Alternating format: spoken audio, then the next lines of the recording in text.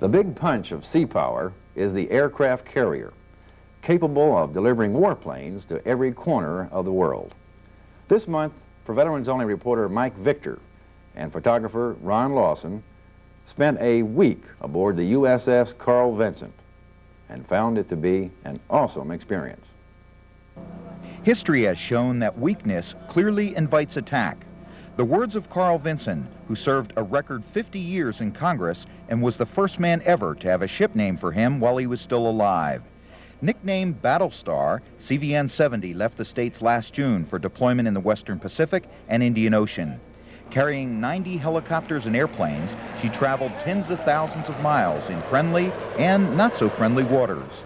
But now it's time to muster up for the last leg of the long journey, Hawaii to California. Campbell, take charge of your formations. Man the rail.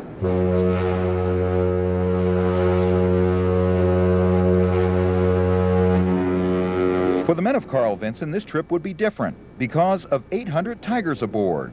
Little tigers and big tigers. Crewmen were allowed to bring along fathers, brothers, and sons for Tiger Cruise 88. The 100,000-ton giant needed a little extra boost to get underway, just enough to nudge her from the dock. It takes more than 5,000 men to man this huge aircraft carrier as it now moves slowly out of Pearl Harbor. A few of them would like to stay here in this island paradise, but most of them can't wait to get back to the States after over a half a year at sea. These men left home and family to be on guard in the Persian Gulf region during crisis moments and were relieved it was over. It was a long time, 84 days on station, and that's something else. Not going anywhere, but it was good. Looking forward to coming home? Oh, yes. Soon, the plush palms of Pearl would give way to endless miles of water. Buoy number 5, starboard beam, 100 yards. Besides water, a number of Soviet spy ships, always in the distance, always listening. When Battlestar is well at sea, the crew goes to work to prepare aircraft and carrier for their return home. Our first chore on our trip home is to offload the several thousand tons of ammunition that are being removed from the bowels of this ship, I think, as I speak. H-46 Sea Knight helicopters will do most of the heavy lifting. The ship-to-ship operation is precarious since both move closely together at nearly 20 knots. Men and machines on the ground and in the air fight swelling seas and a stiff breeze, but they know when their ammo goes, they're getting close to home.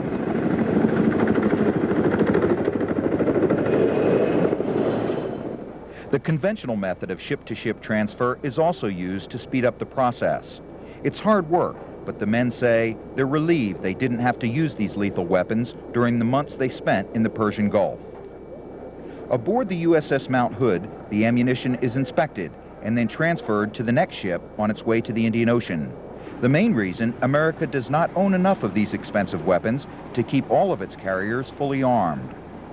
Crewmen and tigers watch the dangerous two-day operation from a safe distance. Well, I like the planes, and I think it's neat having a battleship come up right next to us.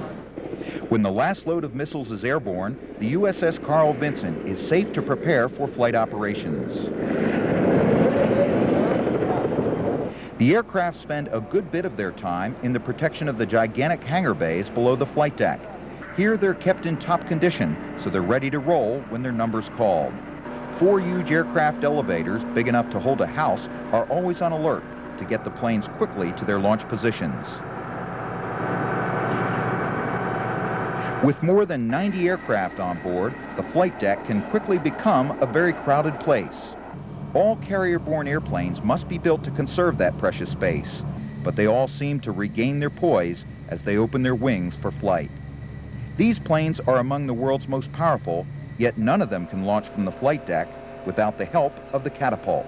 Roger that, let's do it. The first one in the air is usually the E-2 Hawkeye, which provides early warning against air attack. Hawkeye has electronic ears and eyes that function over 200 miles. The A-6 Intruder is the Navy's heavy attack aircraft. This big bird can carry 26 500-pound bombs. Its cousin, the EA-6 Prowler, carries almost as much weight in radar jamming equipment. Prowler can deny the enemy use of its own communications. Being shot off a carrier in any of these planes is an experience hard to describe. It's 0 to 160 in 2.5 seconds. It's better than any ride you could ever imagine at Disneyland. For the first couple seconds, you're going so fast you don't even know what's going on. The meanest guns aboard belong to the F-14 Tomcat, a fighter which also carries long and short-range missiles. It's a great airplane, responds to just about any input you put to it, and takes any regime, fast or slow. It's a lot of fun to fly.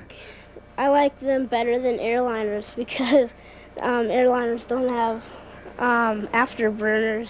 The versatile A-7 Corsair is an attack plane which can also serve as a fighter.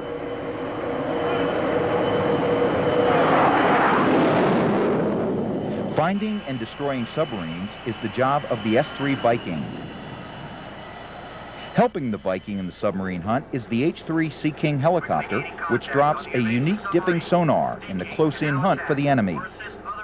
Making sure all the aircraft are where they're supposed to be is as big a job as flying them. TV cameras keep constant watch as each move is recorded. Controllers call it their Ouija board, a real-life game they play to control the traffic of the real aircraft on the flight deck. We have little templates representing the aircraft in direct proportion to the size of the aircraft carrier. By looking at these, I can tell whether an aircraft is flyable or not flyable. Here's an aircraft that's designated to go down traffic. Here's an aircraft designated, it's striped, meaning it's down, and it needs a low power turn, and this one needs a high power turn. When the crew lights up the Christmas tree, it's safe to start recovering aircraft. For the pilots, this is tougher than launch. The aim is to snag the tailhook on one of the 4 catch wires. When he does, he'll be jerked to a stop within 2 seconds, no runway left. Sometimes he bolters, that is, he misses all the wires by coming in just inches too high or because of the ship's movement.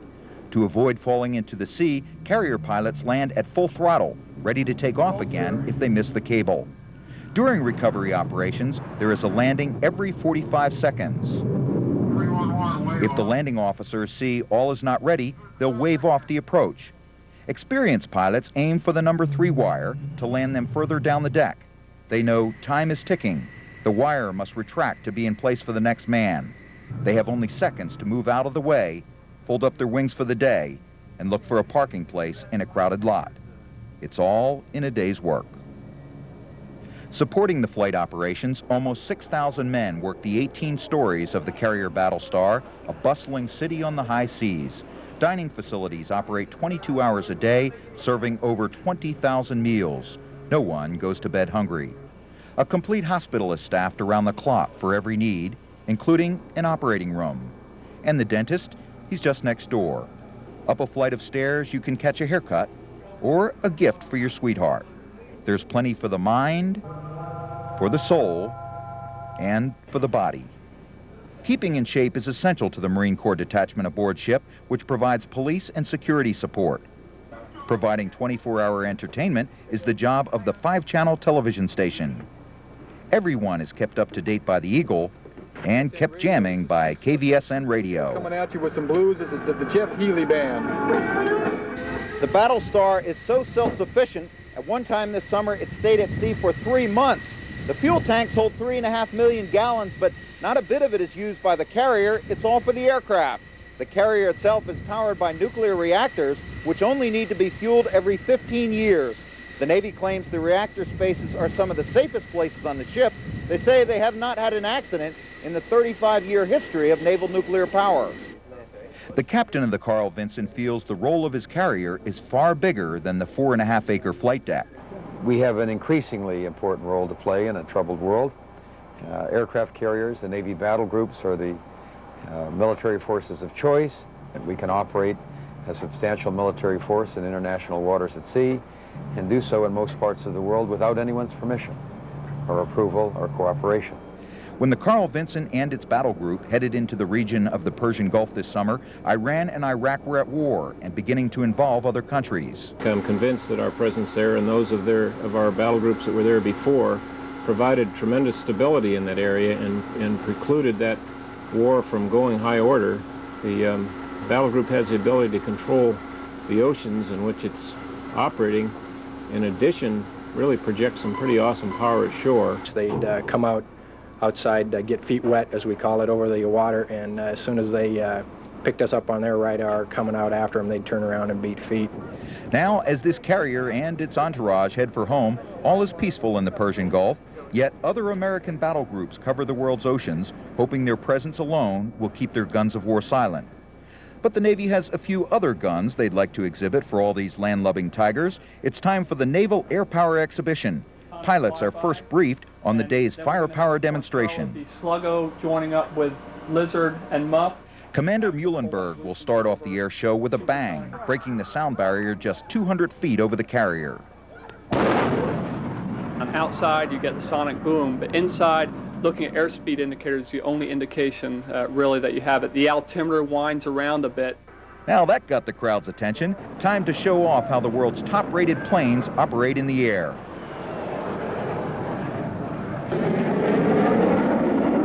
The F-14 Sidewinder missile is one of the most accurate weapons in today's arsenal. I only seen that in the movies, and I saw it in real life. To find a plane with a bigger bomb load than the Intruder, you need a B-52. The demonstration serves to test the efficiency of naval weapons, as well as to entertain the relatives aboard for Tiger Cruise 88.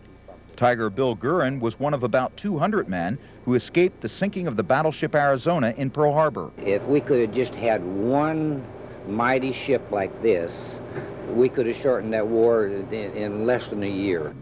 Without the sacrifice of all American servicemen, freedom would be but a dream. The hardest part of being in the military, but especially the Navy, because we deploy for long periods of time, is the family separation, at least for those of us that are married and have children. We left in June. My daughter was born in October, and I'm going to see her now for the first time.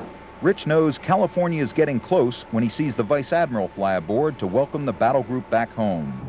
Then, with a bit of fanfare and nostalgia, all 9 squadrons man their planes for the last time on this cruise.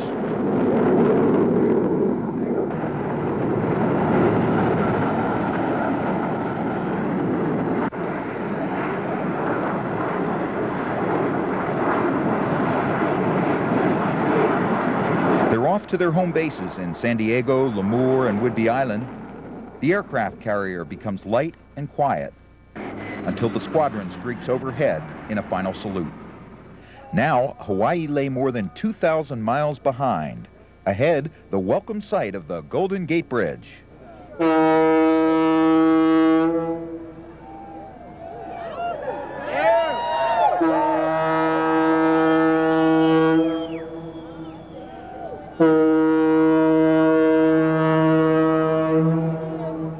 The greetings came from every imaginable direction.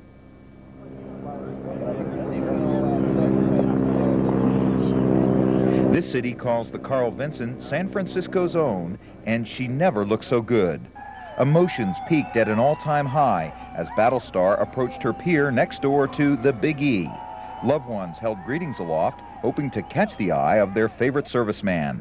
After 6 long months, some almost jumped off ship to get to their families. They traveled the equivalent of 1.5 times around the world, stopped at numerous foreign ports, and now these men were finally home. More than 50 came back to babies they have never seen before. Waited 5 months for this. She was born in July, and here she is. Well, it's been a long time of waiting, let me tell you. I'm so excited. The first time I've seen my kid, and since he's been born, he's been 3 months old now. I'm so excited. You don't know how it feels until you have someone come in like this.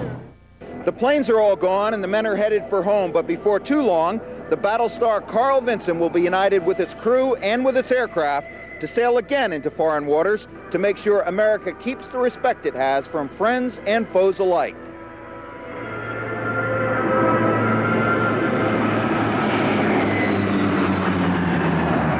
Reporting from aboard the USS Carl Vinson in San Francisco, I'm Mike Victor for Veterans Only.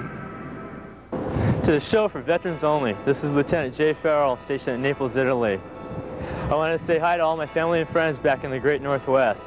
I miss you, and we'll be thinking of you during the Christmas holidays.